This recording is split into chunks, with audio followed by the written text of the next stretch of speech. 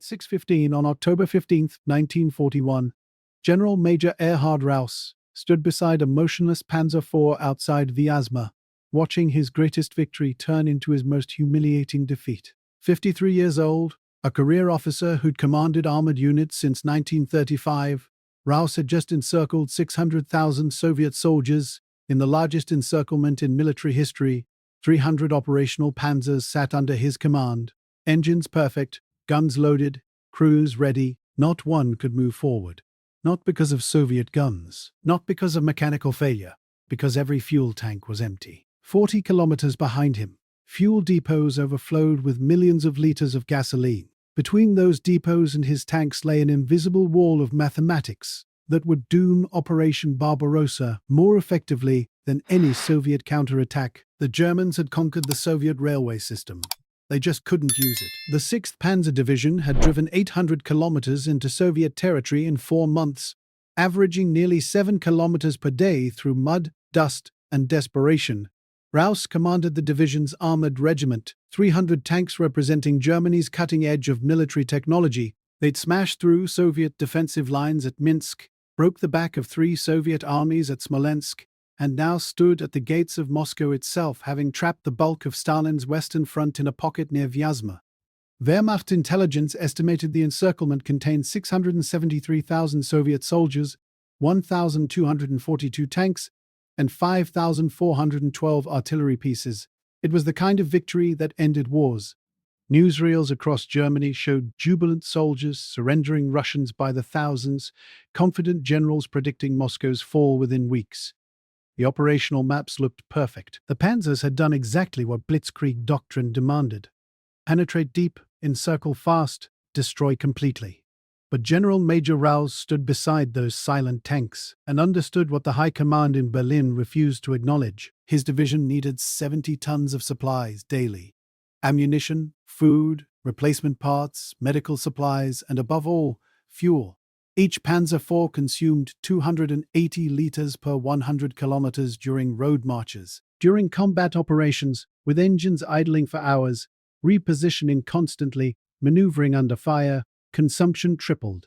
His 300 tanks required 600,000 liters of fuel per day during active operations. Behind him, 2,500 kilometers of supply lines stretched back to Germany. The railway system should have solved everything. Soviet rail infrastructure was extensive. Thousands of kilometers of track connecting every major city, built to move the industrial output of a continental empire. German logistics officers had calculated that once they captured Soviet railways, supplying the advancing armies would be straightforward. Trains could haul thousands of tons daily. Horse-drawn wagons could never match that capacity. Except for one detail nobody had properly planned for. Soviet railways used a 524mm gauge track. German railways used one 435mm gauge. The difference was 89mm. Less than 4 inches. German trains couldn't run on Soviet tracks. Soviet trains couldn't run on German tracks. Wehrmacht railway conversion crews worked 16-hour shifts, 7 days a week, tearing up Soviet track and relaying it to German specifications. Each kilometer required removing and repositioning thousands of wooden ties, adjusting rail spacing, respiking everything into place, testing load capacity. Skilled crews could convert 2 kilometers per day.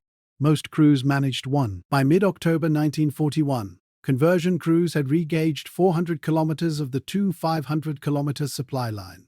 16%. German trains could reach Minsk. Past Minsk, supplies transferred to horse-drawn wagons, captured Soviet trucks running on dwindling fuel reserves, and German trucks designed for European roads, not Russian mud. Horse-drawn supply wagons moved at 20 kilometers per day in good conditions. In October mud, they managed 12. From the railhead at Minsk to Raus's position near Vyazma stretched 340 kilometers, 28 days travel time, one direction, 56 days for a round trip. By the time a wagon returned to Minsk for another load, the supplies it delivered had been consumed 2 weeks earlier. Erhard Raus had joined the Austro-Hungarian army in 1909, witnessed the collapse of empires, survived the trenches of the First World War, and rebuilt his career in the Wehrmacht. He understood logistics. Every great captain in history understood logistics. Napoleon's marshals knew that armies marched on their stomachs. Raus knew that panzers rolled on gasoline. His fuel depot lay 40 kilometers back, close enough to see on a map, impossibly far given current transport capacity. His tanks could drive there and refuel, except that would consume the very fuel they needed to acquire, leaving them exactly where they started. The mathematics were circular and unforgiving. Wehrmacht planners had assumed the Soviet Union would collapse within 12 weeks. The entire operational plan depended on capturing Soviet supply depots intact, seizing fuel reserves, maintaining momentum through constant breakthrough operations. Reality had delivered something different. Soviet armies fought with unexpected ferocity. They destroyed supply depots before retreating, they burned fuel reserves, they dismantled factories and evacuated them eastward on those wide-gauge trains German locomotives couldn't follow.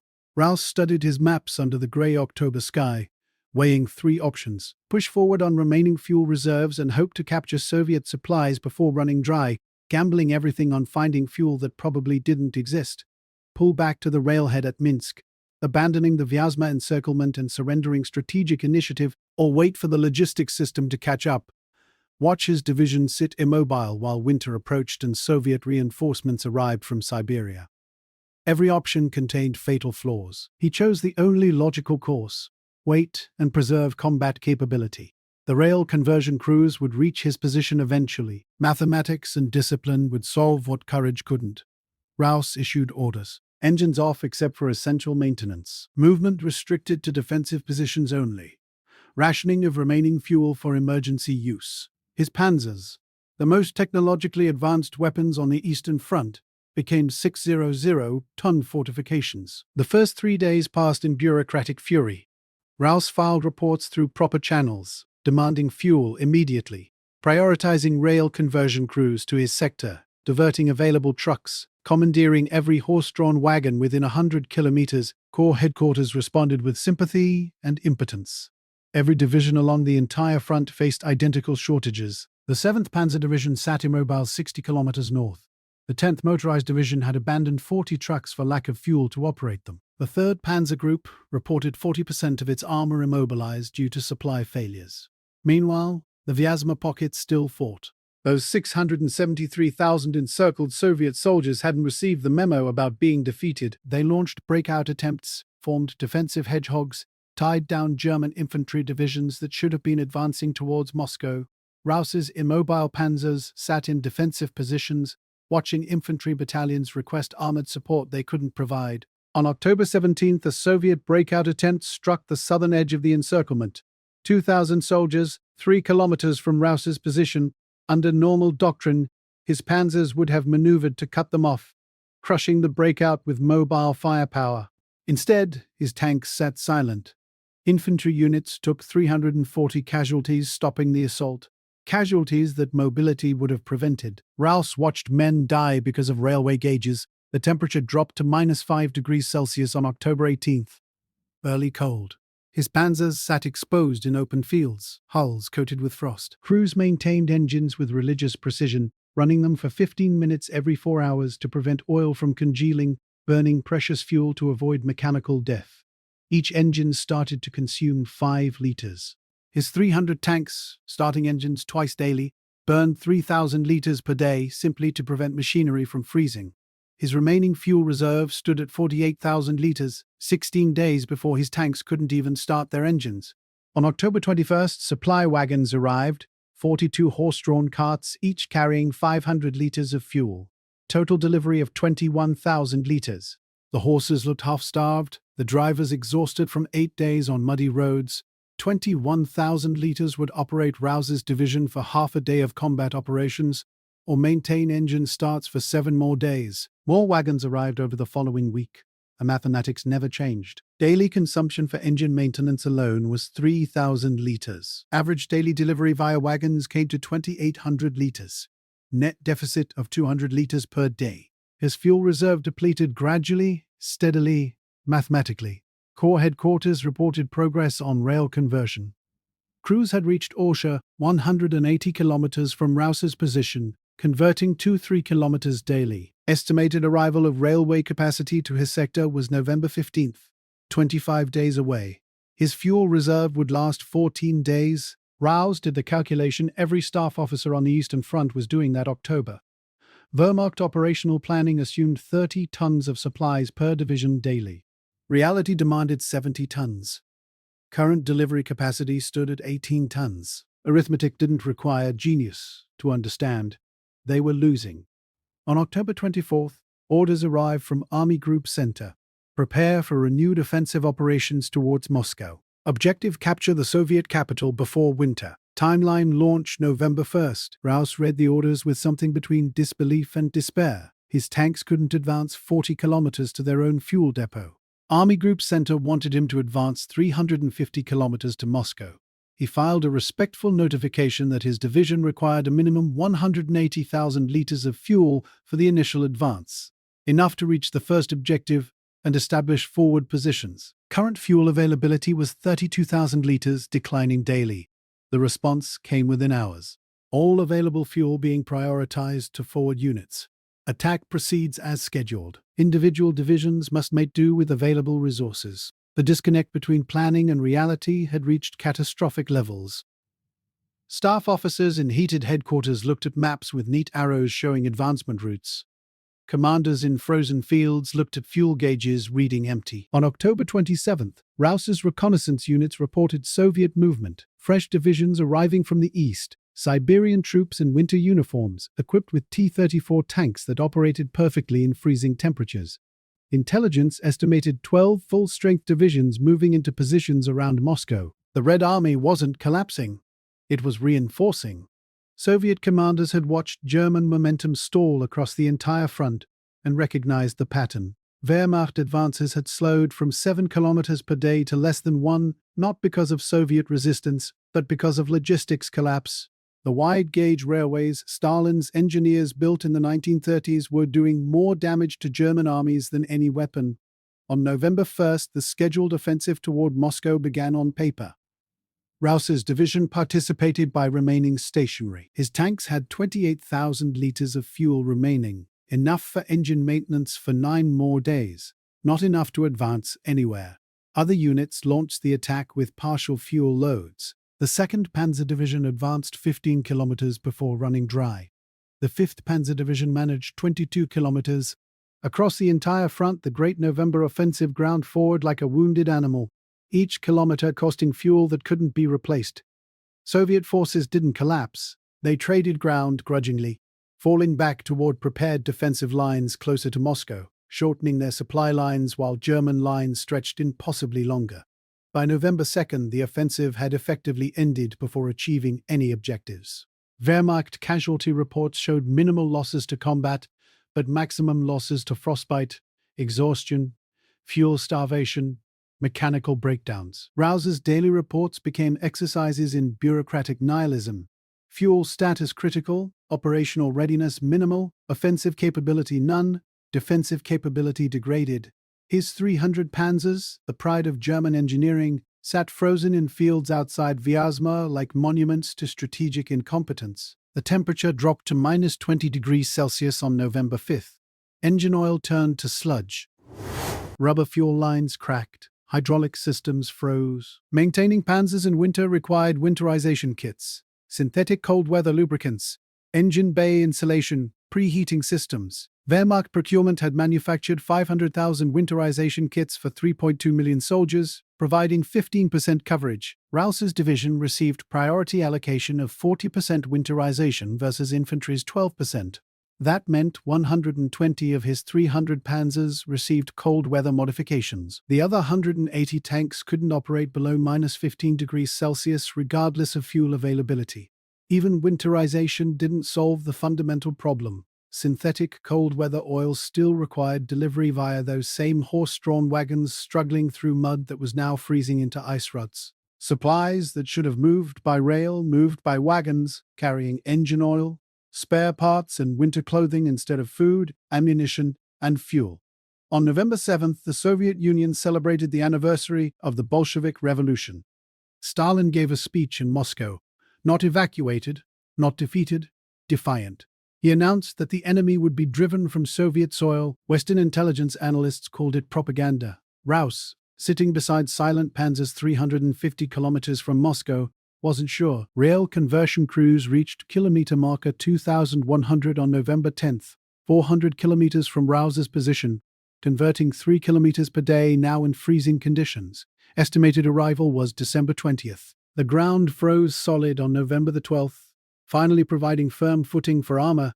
Roads that had been impassable mud became frozen highways, perfect tank country. Raus's Panzers sat immobile, fuel gauges reading empty, while nature provided ideal operational conditions.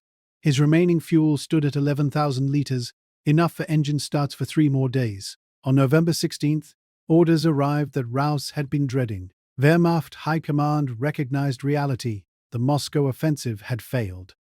The new directive called for consolidating positions, establishing defensive lines, and preparing for winter operations. The secondary directive stated that units unable to maintain current positions due to supply shortages would withdraw to defensible lines closer to railheads. Erhard Raus faced the final humiliation. His division would retreat, not driven by Soviet attacks, but by arithmetic. They would abandon the Vyazma encirclement they'd created, surrender ground they'd captured, move backward because they couldn't move forward, except his tanks didn't have fuel to retreat either. The solution arrived in the form of emergency fuel convoys. Every available truck from 3 divisions, consolidated for one massive supply run. They delivered 140,000 liters on November 17th, enough for his panzers to drive 80 kilometers west to new defensive positions closer to Minsk. On November 18th, the 6th Panzer Division began withdrawal. Raus's tanks, engines roaring for the first time in 5 weeks, rolled westward. They passed abandoned villages, burned out Soviet equipment, frozen German graves, supply depots they'd established during the advance now being dismantled and evacuated. The retreat took 3 days. Raus's division reached new positions on November 20th, having consumed all 140,000 liters, reaching a point they'd passed advancing eastward 6 weeks earlier. Wehrmacht records listed the withdrawal as tactical repositioning. Raus's personal journal, discovered decades later, used blunter language.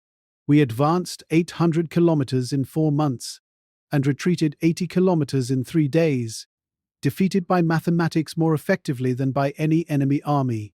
The 6th Panzer Division spent the winter of 1942 in defensive positions, watching Soviet forces grow stronger while Wehrmacht capabilities degraded. Rail conversion crews eventually reached advanced supply points by January 1942, 3 months behind schedule, arriving after winter conditions made major operations impossible. Raus documented the logistics catastrophe with meticulous precision. His after-action reports, filed through proper channels and promptly ignored, detailed the exact mathematics of failure. Wehrmacht planning assumed Soviet railways would facilitate German supply. Reality showed that the 89mm gauge difference created a 500-kilometer supply gap that horse-drawn wagons couldn't bridge. The cost of failure encompassed Operation Barbarossa's momentum, irreplaceable fuel reserves, strategic initiative, and ultimately, the war itself. Soviet counteroffensives began in December 1941. Fresh Siberian divisions, equipped for winter warfare, drove Wehrmacht forces back across the same ground they'd captured at such cost. Raus's panzers fought defensive battles throughout winter, not mobile warfare exploiting breakthrough opportunities, but static defensive grinding that wore down irreplaceable equipment and veteran crews. By March 1942, the 6th Panzer Division had lost 60% of its armor, not primarily to Soviet guns, but to mechanical attrition, lack of spare parts, impossible maintenance conditions, and continued fuel shortages.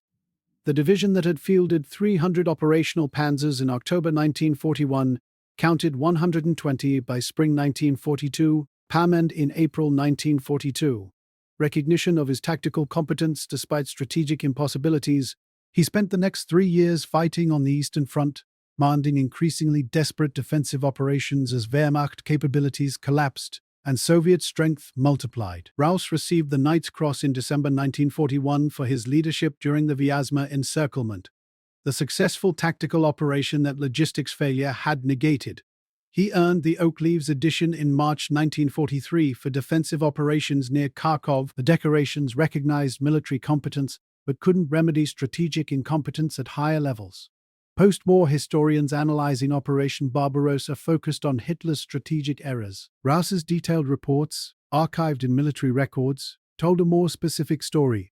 The 89mm railway gauge difference, 4 inches, created a supply crisis Wehrmacht logistics never solved. German military professionals studied his documentation, finding lessons that weren't tactical. Raus's tactical decisions had been excellent. Modern mechanized warfare required industrial logistics infrastructure. Blitzkrieg doctrine worked when supply lines stretched hundreds of kilometers. At thousands of kilometers, arithmetic defeated tactics. Soviet military analysts reached the same conclusion from the opposite perspective. The wide-gauge railways Soviet engineers constructed in the 1930s, designed to facilitate internal Soviet logistics, created an accidental defensive barrier. German armies could conquer Soviet territory but couldn't supply themselves on it. Every kilometer captured increased the supply problem geometrically. Stalin never publicly acknowledged this. Why would he? Better to credit Soviet resistance, winter, patriotism.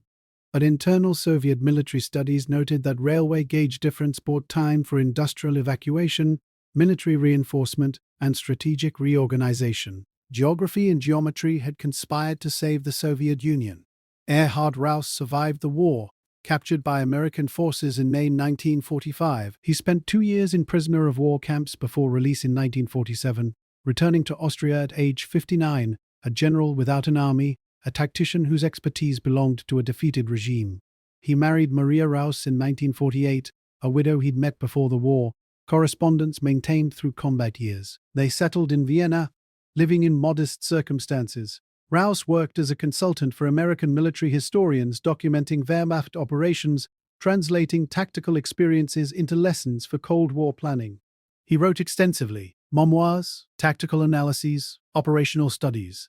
His book, Panzer Operations, became a military classic, studied at staff colleges for its detailed examination of mechanized warfare. The chapter on logistics, describing the October 1941 fuel crisis in precise mathematical terms, remains required reading at military academies. Ralph never glorified the war. His writing displayed clinical precision, analyzing decisions, calculating alternatives, acknowledging failures. When asked about the Eastern Front, he gave technical assessments: fuel consumption rates, supply tonnage requirements, railway conversion speeds. He spoke about war as an engineering problem, not a heroic narrative. He maintained correspondence with former Wehrmacht officers, attended occasional veterans' gatherings, but avoided politics entirely. The Nazi regime that he'd served, he never defended it, never apologized, simply refused to discuss ideology. His focus remained operational: what worked, what failed, what mathematics determined. Maria Raus later recalled that he kept his medals in a drawer, never displayed them. When grandchildren asked about the war, he'd show them maps and explain logistics. They wanted stories about battles. He gave them lessons about arithmetic. Erhard Raus died on April 3, 1956, age 68, of heart failure. He's buried in Vienna's Zentralfriedhof Cemetery. His grave marker lists name, rank, dates, no elaboration. His legacy survives in military logistics doctrine. Modern armies studying expeditionary operations read Raus's analysis of Operation Barbarossa's supply failure, learning that tactical brilliance cannot overcome logistical impossibility. Armored divisions require fuel. Fuel requires railways. Railways require compatible infrastructure. 4 inches of railway gauge, 89 millimeters, determined the outcome of history's largest military operation. The story of General Major Erhard Raus stands as testament to a fundamental truth about warfare: that mathematics can defeat courage, that geometry can destroy empires, that the distance between victory and collapse can be measured not in kilometers conquered, but in the precise gap between 2 pieces of steel rail. His 300 Panzers, the most advanced weapons of their time, sat silent outside Vyazma because nobody had properly measured the space between Soviet tracks. The lesson echoes across military history. Wars are won not only by brave soldiers and brilliant generals, but by supply officers, railway engineers, and logistics planners who understand that 4 inches can change the world.